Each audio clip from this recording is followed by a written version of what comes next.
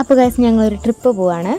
വേറെ എവിടേക്കുമല്ല, നമ്മുടെ സ്വന്തം കാഞ്ഞിരമറ്റം പള്ളിയിലേക്കാണ്. ഒരു സിയാറത്തായിരുന്നു, അവിടെ പോകാമെന്നൊരു നേർച്ച ഉണ്ടായിരുന്നു. അങ്ങനെ ഞങ്ങൾ പെട്ടെന്ന് തന്നെ വേഗം പോയി അതൊന്ന് തീർക്കാമെന്ന് വിചാരിച്ചു. അങ്ങനെ ഞങ്ങൾ പോകുന്ന സമയത്ത് എറണാകുളം ജില്ല കഴിഞ്ഞ് കോട്ടയം ജില്ല എത്താറാവുന്നതിന് മുന്നായിട്ടാണ് ഈ കാഞ്ഞിരമറ്റം എന്ന് പറഞ്ഞ സ്ഥലം വരുന്നത്. അപ്പോൾ 3 മണിക്കൂറത്തെ യാത്രയാണ്. ഞങ്ങൾ 2 വീലറിലാണ് പോയത്. അപ്പോൾ പോകുമ്പോൾ നല്ല അടിപൊളി സ്ഥലങ്ങളൊക്കെ കണ്ടു. ഇതാണ് കാഞ്ഞിരമറ്റം പള്ളിയുടെ ഗേറ്റ് വരുന്നത്.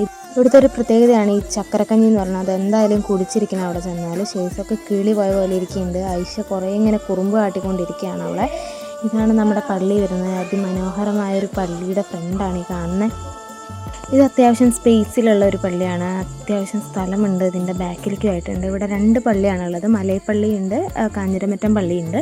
കാഞ്ഞിരമറ്റം പള്ളിയാണ് ഈ വൈറ്റ് കാണുന്നത്. നല്ല ഭംഗിയുള്ള ഒരു സ്ഥലമാണിത്. ഏകദേശം ഒരു 11 മണിയായപ്പോൾ ഞങ്ങൾ ഇവിടെ പള്ളിയിലെത്തിയിട്ടുണ്ടായിരുന്നു. അതിൻ്റെ ഇടയിലുണ്ടായിരുന്ന ചായക്കുടി വീഡിയോ ഒക്കെ ഞാൻ സ്കിപ്പ് ചെയ്തിട്ടുണ്ട്. ഐഷൊക്കെ നല്ല കളിയിലാണ്. ഇവിടെ ഫ്രണ്ടിൽ പുളിമരൊക്കെ ഉണ്ട്, പുളിയൊക്കെ പറക്കി കളിക്കുന്നുണ്ട്. പള്ളീനെ കുറച്ചും കൂടെ ഭംഗിയാക്കാൻ വേണ്ടിയിട്ട് ഈ 2 മരങ്ങൾ ഫ്രണ്ടിൽ നട്ടു വെച്ചിട്ടുണ്ട്. റംബൂട്ടാൻ്റെ മരങ്ങളായിരുന്നു.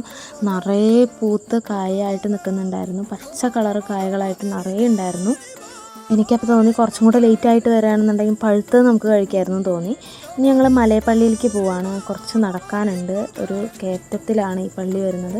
ഇതിൻ്റെ ഉൾഭാഗമാണ് ഞാൻ കാണിച്ചിരിക്കുന്നത്. ഇത് ഇവിടെ ഇങ്ങനെ നടന്നിങ്ങനെ പോയി തേങ്ങ ഉടക്കാനൊക്കെ ഉള്ളൊരു സ്ഥലമാണ്. ഇവിടെ തേങ്ങയൊക്കെ ഉടക്കാം. ഇവിടെ നിന്ന് വരുന്ന നോക്കുന്ന വ്യൂ അടിപൊളിയാണ് കേട്ടോ. അപാര വ്യൂ ആണ് ഇവിടെ.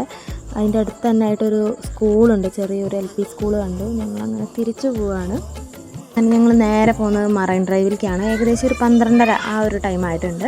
ഇവിടെ നല്ല തിരക്കാണ്. ഏത് ടൈമിലും ഇവിടെ നിറച്ച ആൾക്കാരാണ്. അങ്ങനെ ഇവിടെയാണെങ്കിൽ അതിന് അടിപൊളി വ്യൂ ഒക്കെ ഉണ്ടായിരുന്നു. ഞങ്ങൾ കുറേ ഫോട്ടോസൊക്കെ എടുത്തു.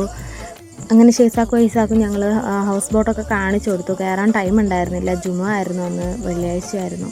അപ്പോൾ ഞങ്ങൾ നേരെ പിന്നെ പോകുന്നത് നിസ്കരിക്കാനായിരുന്നു. സുരാവിക്ക് നിസ്കരിക്കാൻ കയറിയപ്പോൾ ഞങ്ങൾ ഒരു ചെറിയൊരു റൂമിലിരുന്നു. അങ്ങനെ അവിടെ നിന്നും തിരിച്ചു ഞങ്ങൾ.